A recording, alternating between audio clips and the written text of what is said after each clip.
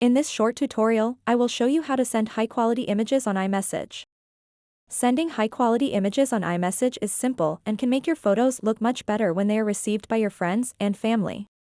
To get started, open up the Settings app on your iPhone, and then scroll down until you see an option called Messages. Tap on it.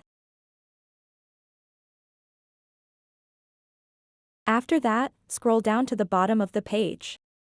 Now you'll see an option called Low Quality Image Mode, and it is enabled. When this is on, images sent will be lower quality. To send high-quality images on iMessage, simply disable this option. To do that, toggle off this switch over here. So that wraps up this tutorial.